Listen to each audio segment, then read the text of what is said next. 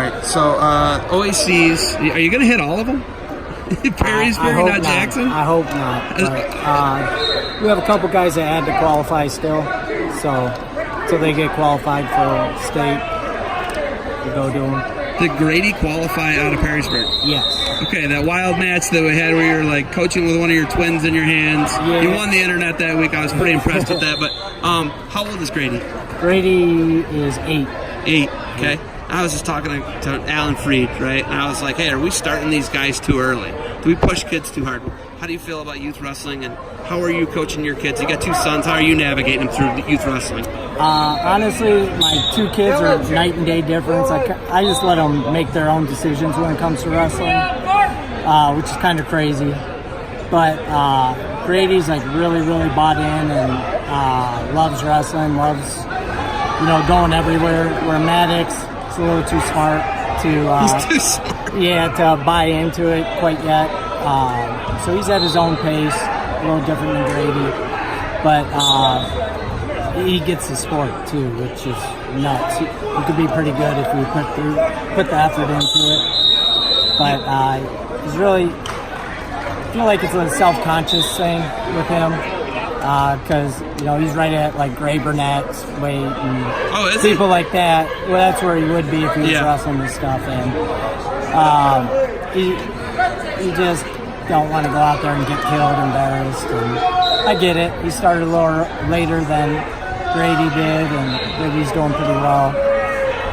So I don't push it on him, more or less. Let him. He's gonna figure it out. Yep.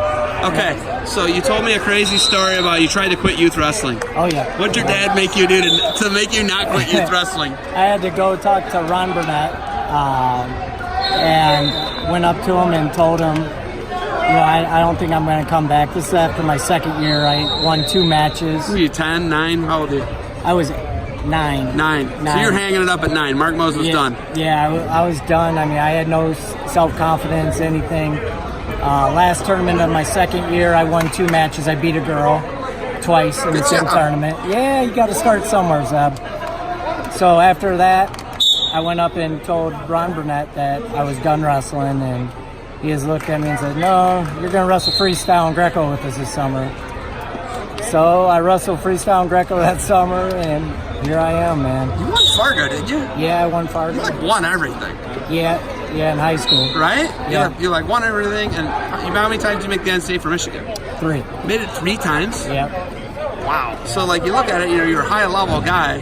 What's the fork in the road like when you think about that, like Burnett not letting you quit? That's just, that's the kind of people Burnett's are, man. They see something in you, even if it's just the smallest thing and you can't win a match for 2 years.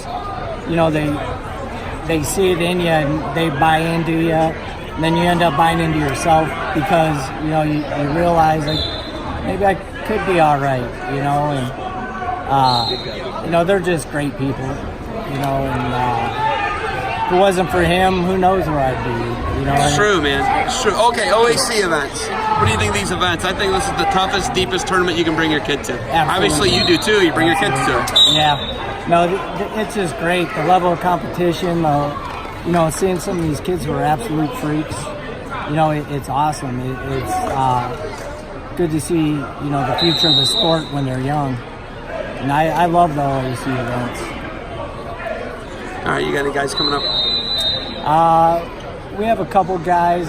They lost the first round there, so we're off for a little bit now. All right. Hey, thanks for the time. I got to roll. Thank you. You got anything else for me? No, have a safe trip, man, over to Wadsworth. Do well, buddy. GIT, we're going to get it done. All right, Mark? Yes, sir.